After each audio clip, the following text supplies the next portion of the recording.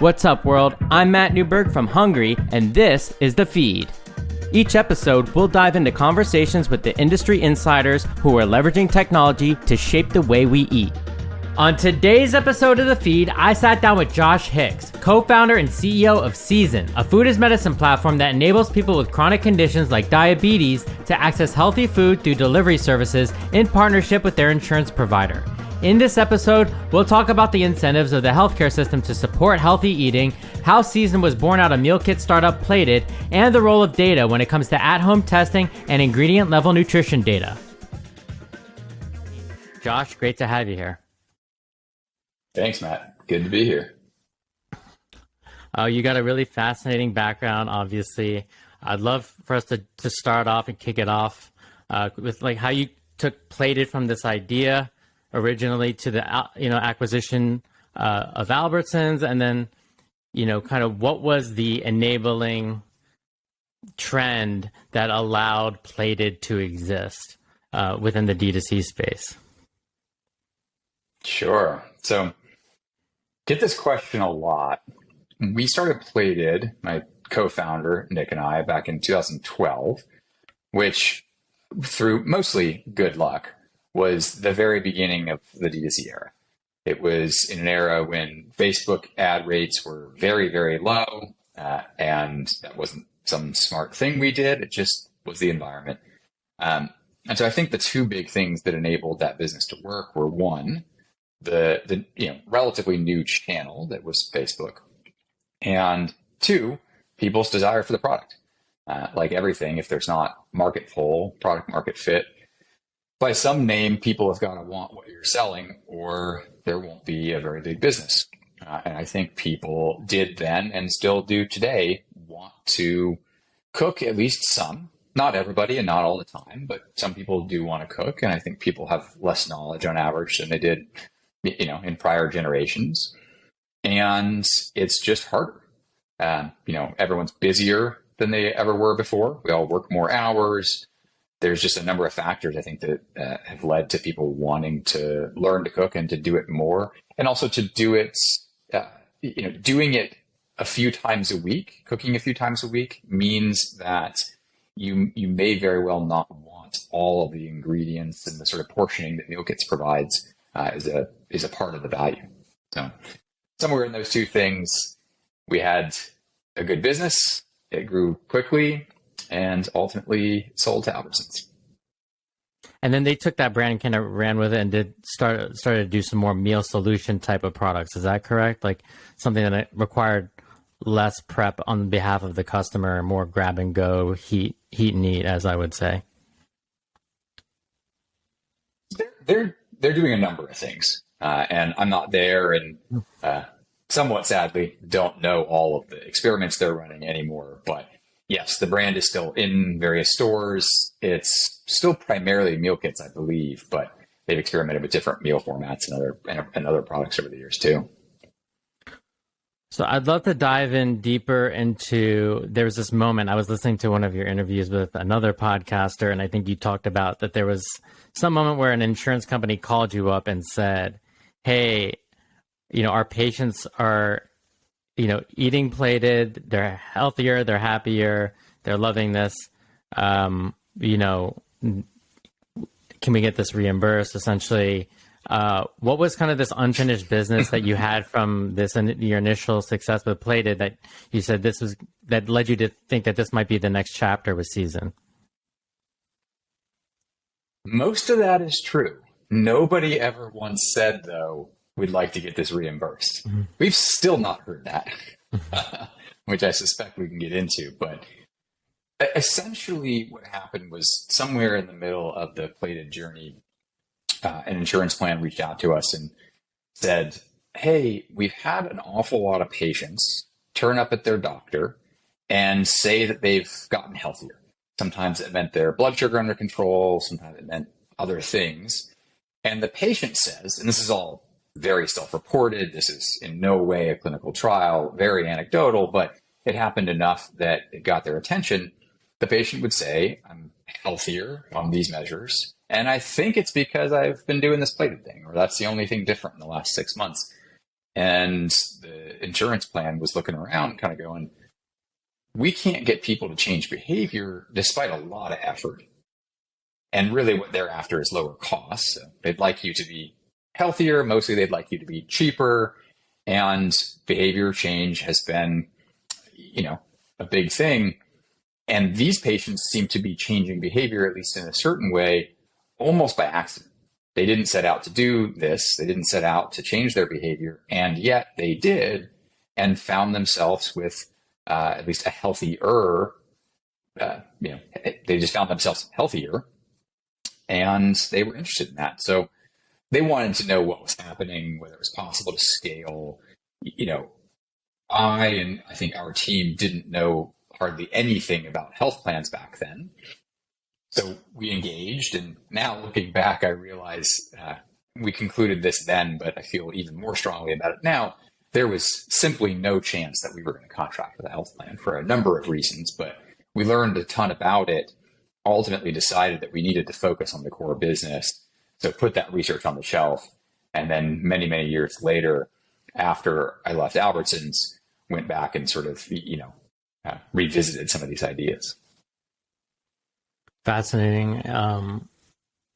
This is a huge problem. We spend twice as much on healthcare as we do food, right?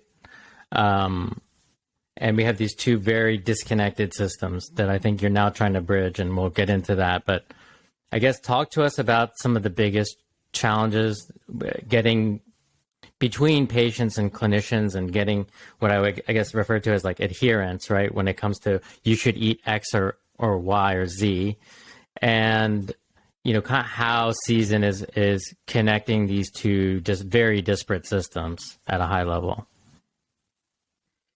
Yeah, I really dislike this idea of adherence, at least as it applies to food.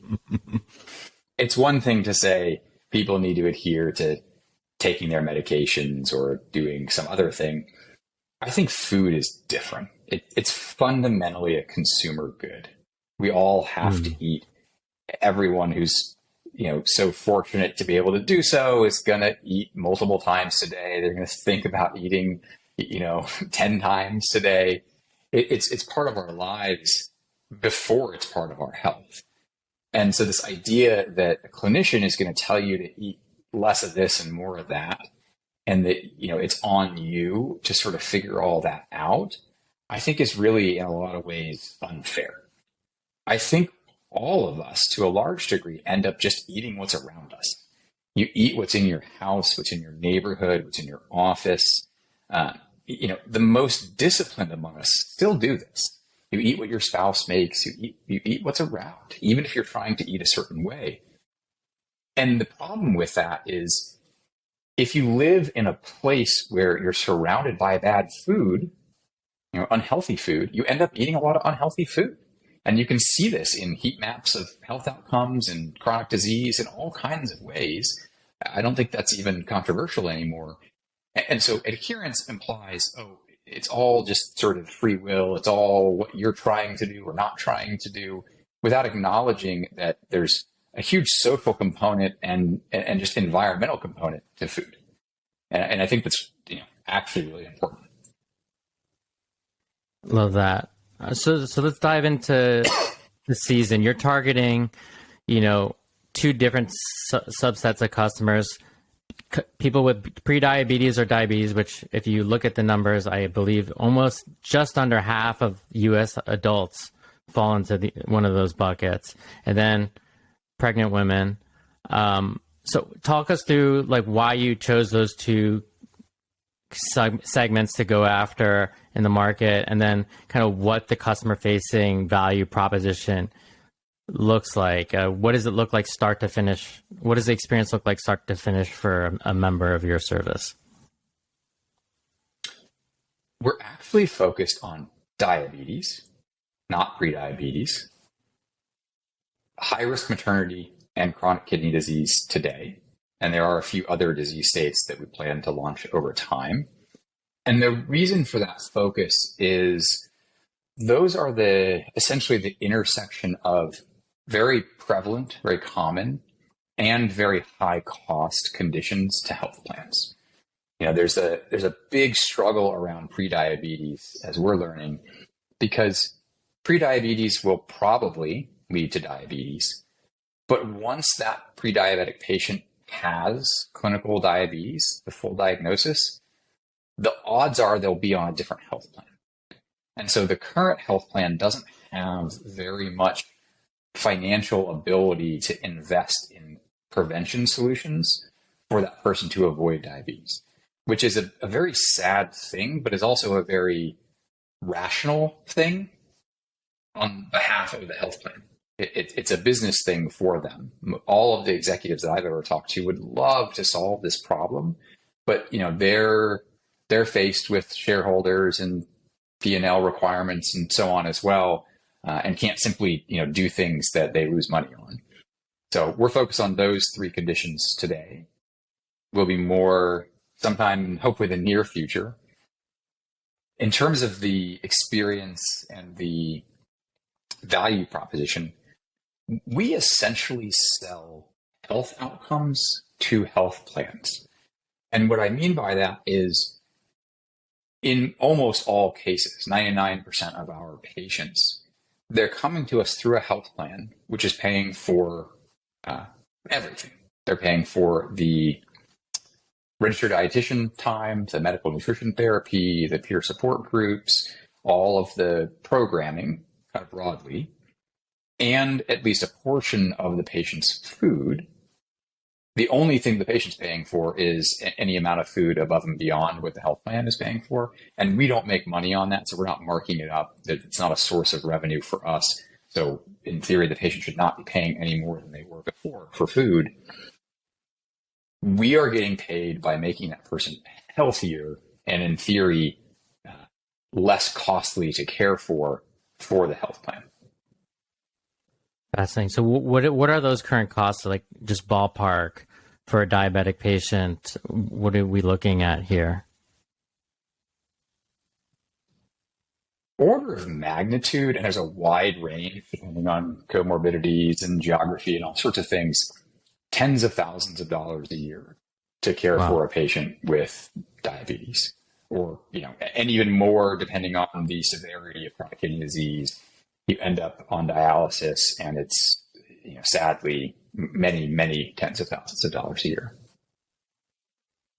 Wow. So that's a huge amount of dollars that could potentially flow back to season if you can, I guess, prove that there's a link between whatever the diets are that you're suggesting, or the ingredients that you're suggesting, and the recipes and everything that comes with it, and the outcomes, and to this like value-based care, I guess, terminology, which I'm not sure whether you like that term or not, but it's something I've heard as a layman and looking at the space being tossed around a lot.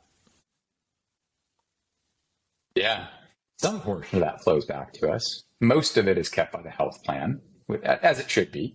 We're a vendor to the health plan, so we help make people healthier through the food, but also through the clinical care.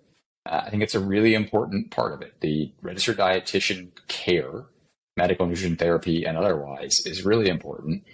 We drive outcomes, and we, have a financial arrangement with the health plan where we enjoy some small part of those savings.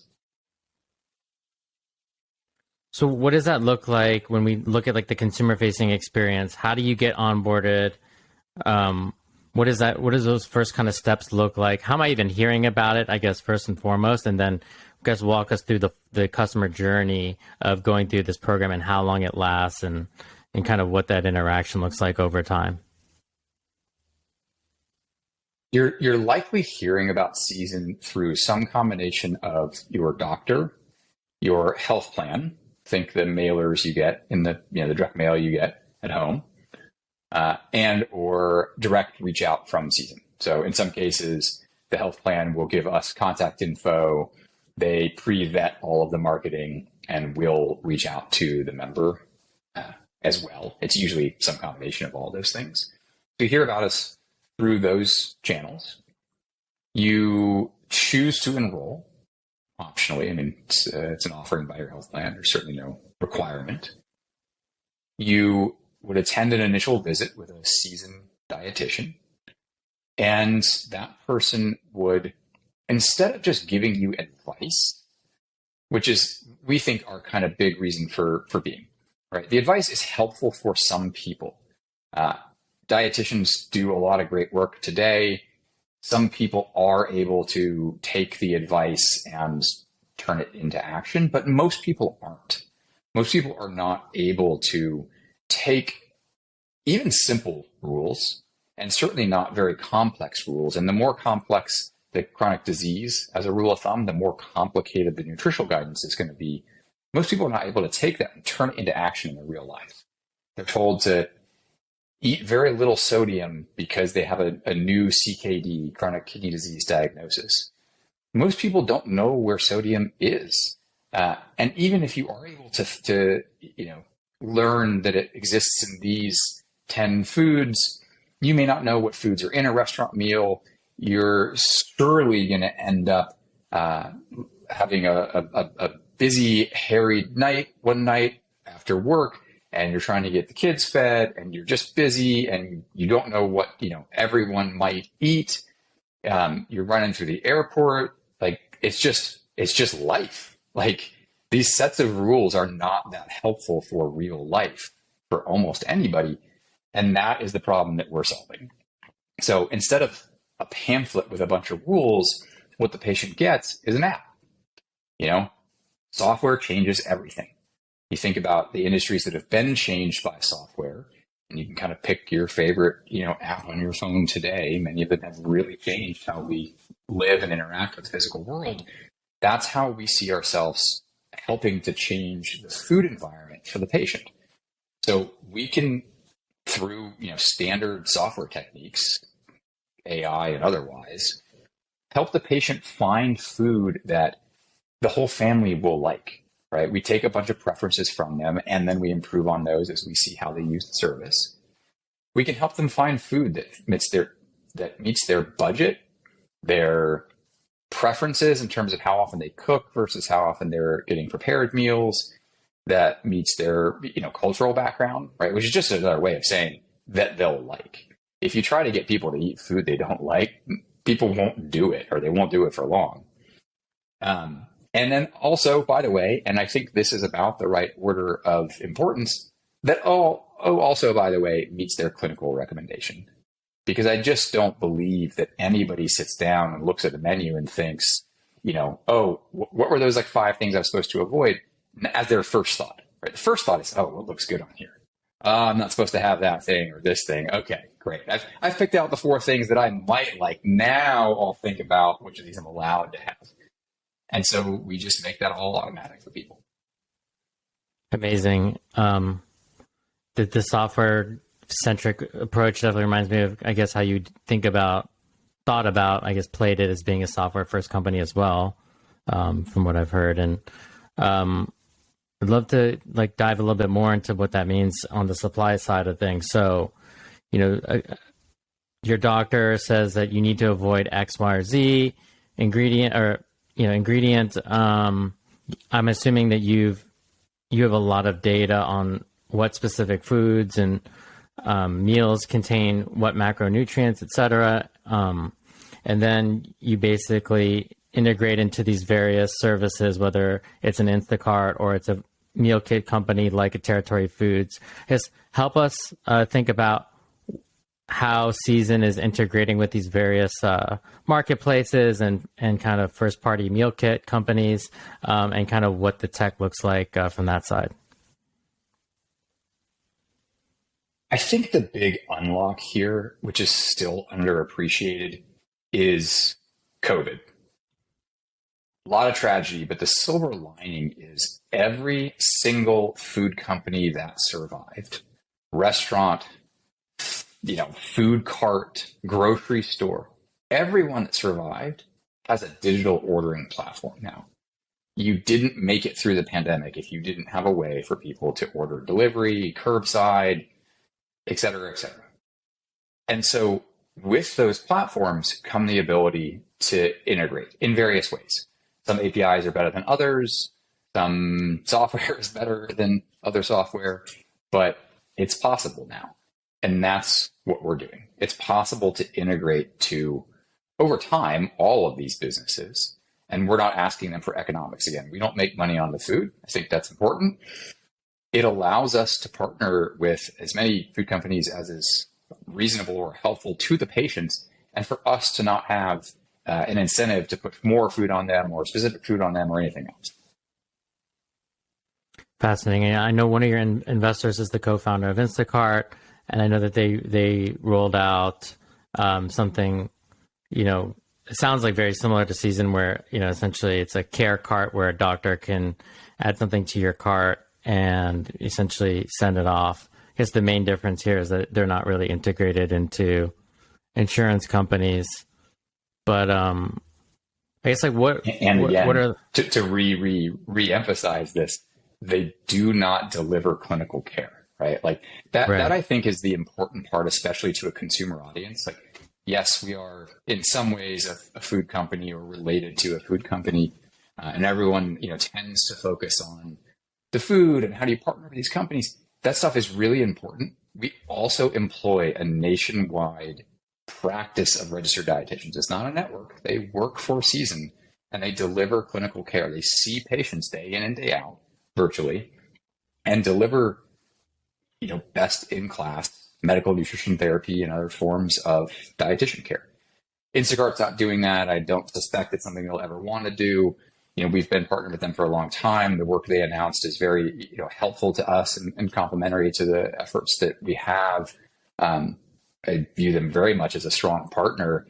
I don't know what their future plans are, but I don't believe it's to get into the business of delivering clinical care, which is also a critical part of how our relationships with health plans are structured. Yeah, that's an interesting distinction. And yeah, it's definitely, I'm curious, like what those conversations look like. Clearly there's a need from a clinician, right? That kicks this whole process off, and then you're handed off to a dietitian.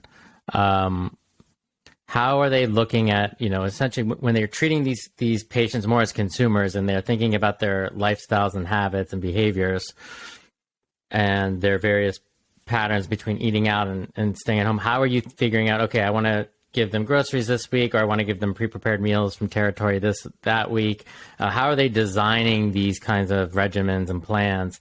And I guess how are you even able to track that? I guess we'll talk a little bit more about some of the studies and whatnot, but how are you measuring success over time? Like what is that full duration? Yeah. So the short answer is, you asked how are we sort of giving them this food? And we are not pushing anything on anybody. The patient is free to choose, right? Think about it this way. You're told that you have a chronic disease and there's these certain things that you shouldn't eat. And if you do, like, they're going to do all of these horrible, scary things to you and then sent out into the world. And then you go into a grocery store or a restaurant and you're trying to figure that out. It's stressful. It's hard. It's time consuming. Most people at least wrestle with meal planning and trying to get enough variety that everybody will like the food, but it can't be too complicated or the kids won't eat it. And most people have some version of that anyway. And then you layer this on and it's hard.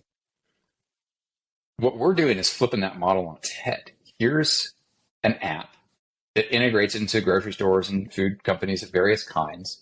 And everything in here is safe. You don't need to worry about, second guessing the nutritional content of this food, because it's all been done ahead of time for you. And we're doing that through, again, the implementation can be complicated, but the idea is straightforward, which is there's a nutrition label on everything packaged in a grocery store. And the nutrition of the raw food, the fruits and vegetables and protein and such, is all very knowable. So we can do that work for the patient and present them with a bunch of options. Here's some recipes that we think you'll like. If not, tell us what you do and we'll learn and get better. The software will. Here's some recipes we think you'll like. And by you, I mean your whole household. Here are some prepared meals we think you'll like. And if you want to eat prepared meals every night, great. If you want to cook every night, great. Most people are somewhere in the middle. And we're just going to present these options to you. Your health plan is going to help pay for it because they've got real skin in the game to help you follow this advice. And then in terms of success, ultimately what matters to the patient is getting healthier. And it depends on the chronic condition, but it's A1C and other biomarkers for diabetes, it's EGFR and others for kidney disease. It's somewhat condition specific, but there are measurable outcomes to there are ways to measure the patient health. To the health plan, the ultimate source of truth is claims data. Is the person consuming less healthcare services? Are they cheaper? I mean, they care about health too, but the sort of bottom line for them is claims. It takes longer to measure, but is very black and white. It's simply dollars and cents, how many services the person consumes. So makes a lot of sense.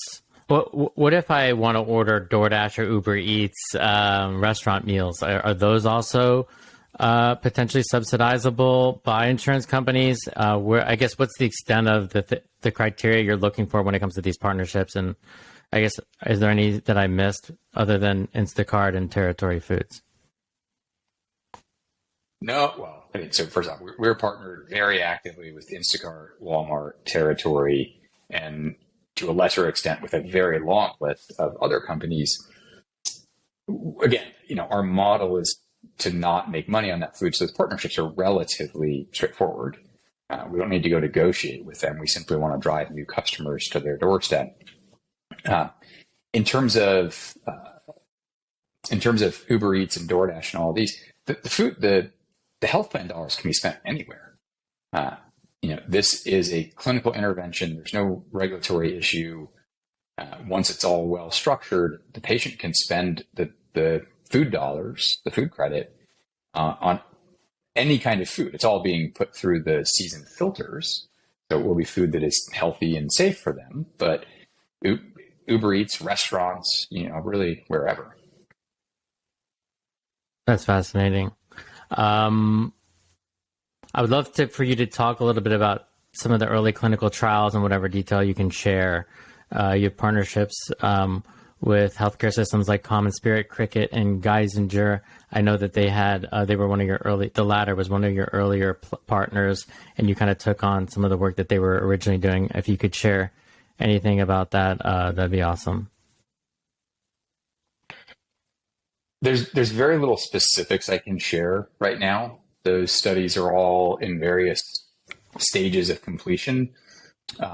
But in generalities, I think what we're learning is all very exciting to us.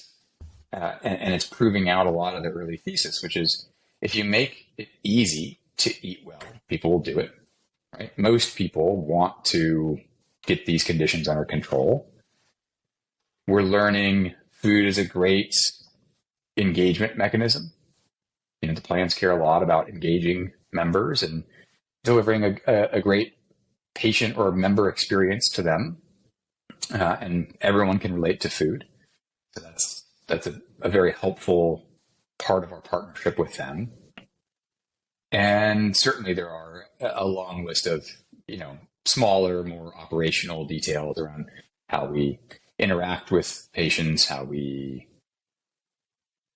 building the product and the staffing and all of that. But sometime later this year, we should have some publicly shareable results, but can't talk too much about specific outcomes just yet. Yeah, that makes a lot of sense.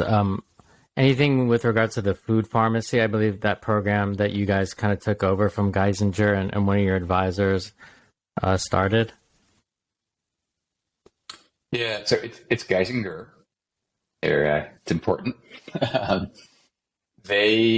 So we did not take over the fresh food pharmacy at Geisinger. We're partnered with them. We have taken some inspiration from that program and hopefully given some back as well. But we do not run that program for them. That's a bricks and mortar on the ground program. Perhaps down the road, there might be a world in which it would make sense for us to administer some version of that, but they're parallel programs that we run. So within Geisinger, we are helping to deliver care to patients that are outside the geographic catchment of those physical facilities. There are only a handful of them. They can't serve everybody in Pennsylvania. So we're helping to serve, more, and in some ways different patients than that existing program. Got it. And then so you recently had a $5 million pledge that you were going to, take on 1,000 members with diabetes, provide them with $300 of free food, and partner with a company called KIT to do A1C and BMI measurement. Would this be considered another path outside of the scope of the clinical trials that you kind of are taking more of a hands-on approach with, or is that also part of that whole clinical trial initiative? I wouldn't call them clinical trials, but this was our commitment to partner with health plans and fund pilots, right? As a startup, we have a different planning horizon than a big established company of any kind, and certainly than a health plan. So this was us trying to make it as easy as possible for a health plan to say yes to do a pilot with us. We'll cover all the direct costs. Inevitably, there ends up being, people costs and indirect costs on their side. And so there's still, consideration, but this is us trying to make it as easy as possible for them to work with us so that we can generate more and more data, because all health plans need to see relatively specific data sets that apply to their populations to make this make sense. What are your thoughts on other kinds of companies that are doing tracking of other sorts? We have everything from the Whoop band to Levels Health. We've got microbiome testing, all this fun stuff out there. Obviously, these are things that are probably more preventative and probably further down the line for you. But is there anything that, how did you choose KIT? And what are your thoughts about some of those other companies potentially playing a role down the line? So we're partnered with KIT and a few other at-home testing providers. And those are new business models on top of existing or old tests, right? This is standard of care today, at-home phlebotomy and variations around it. So I put those companies in a different category than Whoop and Levels and some of the others you mentioned, which is not a bad thing in any way. I mean, we're closer to the KITs of the world, at least for now. We are focused on chronic disease management, not prevention or a lot of the other things, which in some ways is ironic. I mean, personally, and I think a lot of the folks that we interact with at the business level, the health plan execs, investors, so on and so forth, all have a lot of interest in prevention and, living better for longer. It's just that there is no financial case, and I'm simplifying for sure here, but there's no financial case for a health plan to pay for preventative care. In pockets that may not be completely true, but generally speaking, to the early example around prediabetes, the health plans need a very strong 12 to 18 month ROI case. They're focused on the people that are the sickest. And in some ways they should be, right? Like they're taking care of the people that need the most help. Whether you or I live an extra 1, 2, 3 years sitting here today is not that relevant to them. So there's a category, at least, of companies that are focused on prevention and that world. I find them very interesting. I'm a customer of many of them. But they're cash pay, and barring any huge structural change in the U.S. healthcare and insurance markets, I think they'll probably be, cash pay for a while. I'm nothing really more than a consumer of those services. Right. The business case isn't really crystal clear yet, it seems, to justify it. And there's a much bigger opportunity, it sounds like, in the here and now of dealing with these chronic conditions that makes sense. Maybe there's a bigger opportunity with health plans, right? I mean, I think that is a perhaps non-obvious distinction, which is healthcare is about largely taking care of you once you're sick. It's not about prevention. It's just not the big business of healthcare, because the financial model doesn't work that way. You will change health plans every couple of years, either because you change jobs or because your employer changes plans. And therefore they can't make, 10, 20, 30-year investments in you. They have to make 1-year investments in your health. And in some ways that's sad or disappointing, but it's not a negative decision they're making. It's just the business model.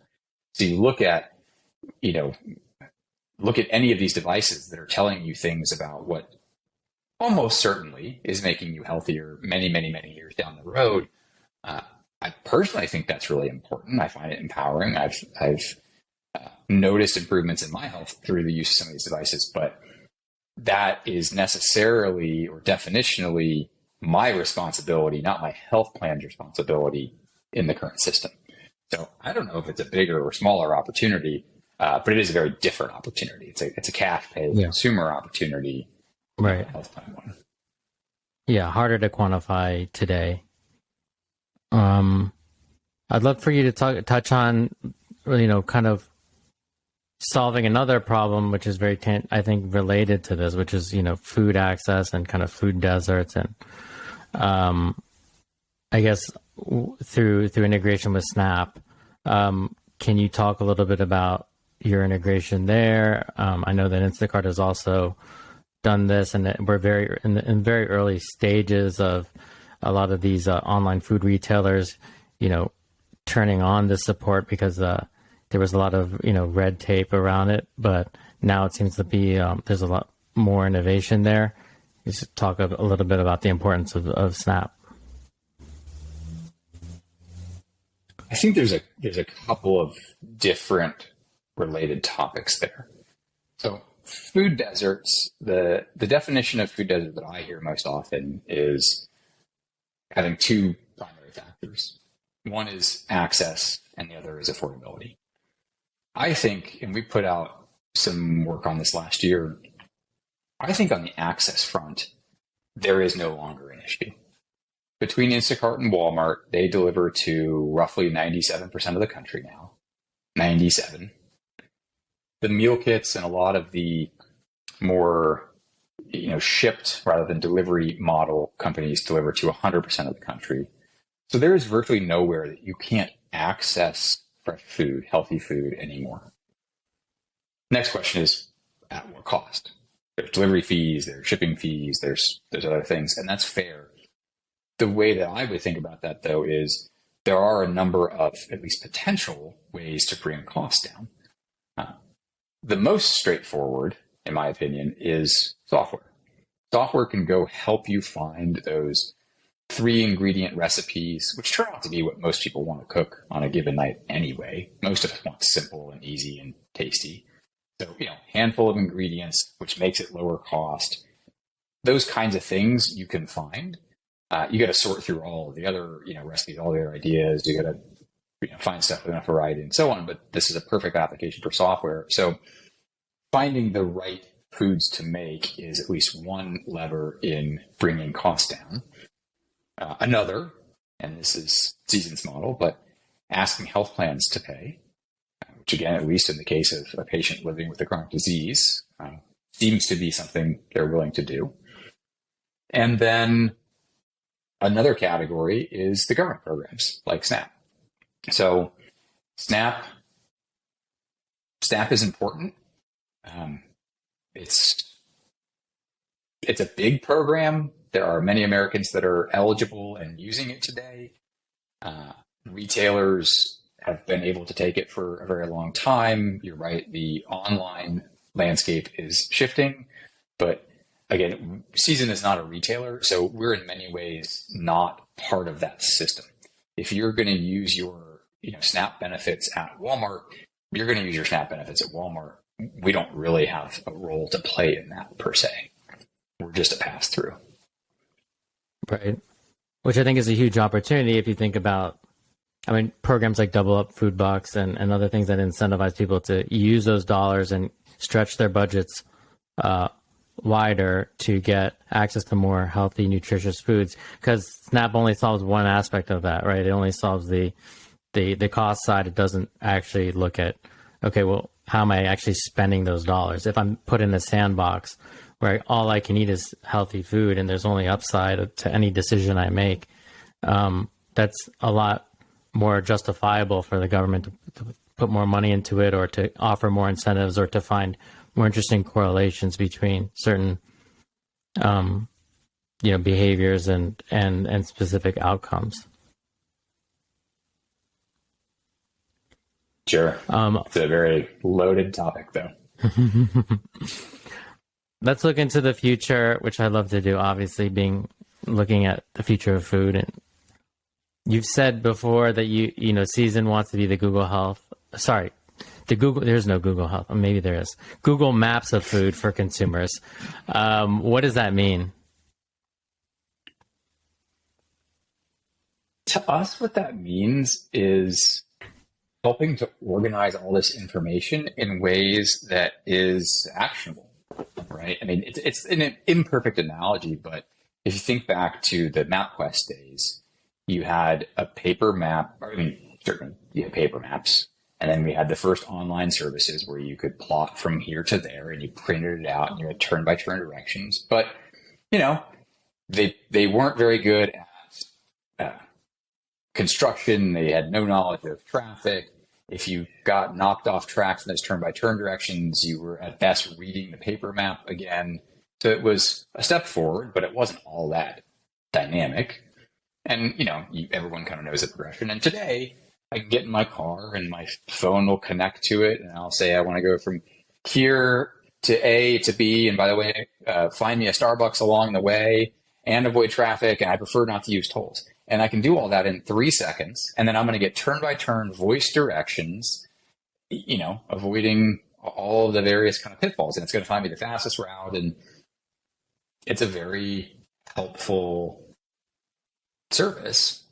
We think about the parallel being, well, food data is all around us. It's exposed in better ways through these digital ordering systems now. But even prior to that, it was available in an analog fashion. It was just too much to really handle in any kind of practical sense, right? I mean, we all could have sat down and plotted here to A to B and found a Starbucks and done that with a phone book and everything too, but, probably not many people were doing that. Making it easy makes it possible for people to do. So and this is a long-term project for sure, but as we get better at finding, cataloging, ingesting food data, as we get better at figuring out how to surface that to people and everything else, there's a world in which we can make recommendations to you, restaurant recommendations, menu recommendations, based on whatever factors are important: budget, time, certainly health, taking into account what you ate yesterday, what you ate this morning. You had a big birthday dinner last night with some friends. Great. You should probably have a salad. You had a salad last night. Okay. It's probably all right to have the sandwich, or, whatever sort of the factors are. It's relatively easy to imagine that. It's a huge undertaking to get from here to there, but that's at least roughly what we think about with that analogy. Fascinating. Makes a lot of sense. I feel like, we're in the MapQuest era right now, and we're just starting to go Google Maps our ways with this. What do we need at best in the MapQuest era? Yeah.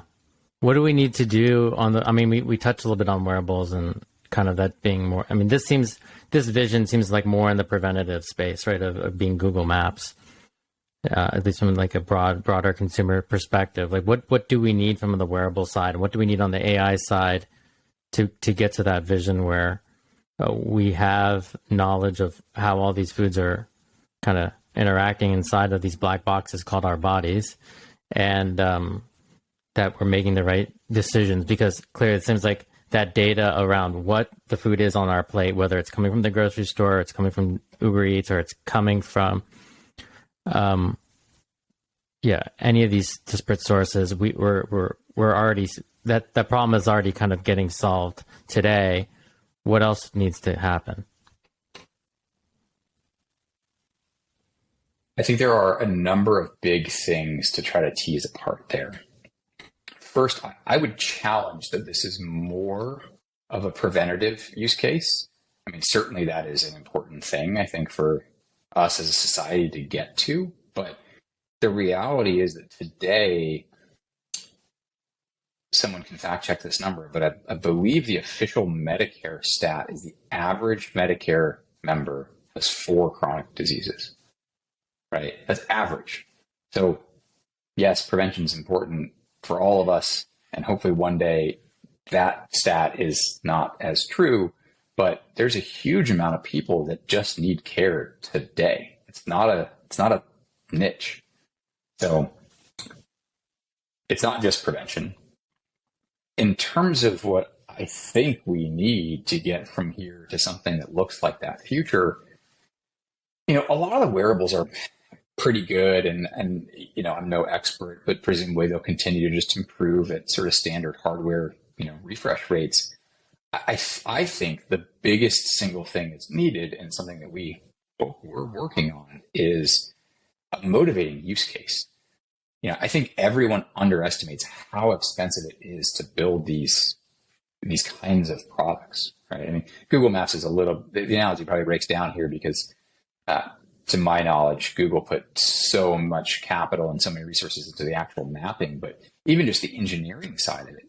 If you had sort of a magic wand and the Google engineering team could have been handed all the map data, the payroll cost was still, I don't know these numbers, but I would imagine into the hundreds of millions, many, many years of very big, very smart engineering teams to build what we use today. And the simplicity of these apps hides the complexity that's inside them.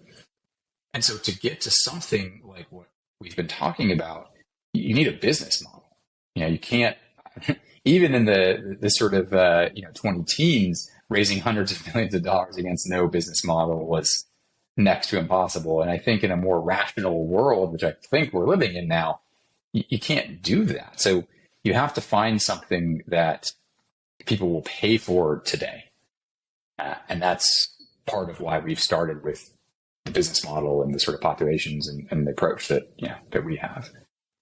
And then presumably the wearables and the ecosystem will develop over time as well. But I think a lot of it is creating a situation where you can fund the development of the kinds of products, and I think it'll be multiple, over the timeframes necessary to build something that's actually usable by a consumer. Right? Like Google Maps. If Google Maps cost a bunch of money and was super hard to use, most people wouldn't use that either. Yeah. So yeah, capitalism is definitely a good place to start when it comes to creating inertia towards solving this massive challenge. There's probably very few other approaches. What can you touch on as far as automation and the labor shortages facing these two huge industries of food on the one hand? We have 1 million plus worker shortage, I believe, last time I checked. And then it seems like somewhat of a healthcare shortage. Obviously season is playing a big role in the healthcare professional lives. My doctor can't call me every day and say, did you eat your apple today? I guess, is there anything, how important is this potential problem that you might be solving already? I think it's a really big problem. It is at least as big in healthcare as it is in food. And what I would say is part of what I think we get to do even today is really empower dietitians with better tools, which is important because I think it contributes to their quality of life and their satisfaction with what they're doing, which has been at least a big part of the reason for sort of burnout and churn within that field. Traditionally, dietitians don't get reimbursed for sitting down and attempting to write out a meal plan for you. They also, often will say things like, I don't feel particularly confident around my culinary skills. I'm not a chef. I don't necessarily know the patient's culture. I don't know how to really like take their husband and their kids' preferences into account, how to do all the budget. Like it's so much. And yet many of them, do try from time to time, and they find it very frustrating, and it's not reimbursable, and the reimbursement rates for dietitian care are not, extraordinarily high to begin with.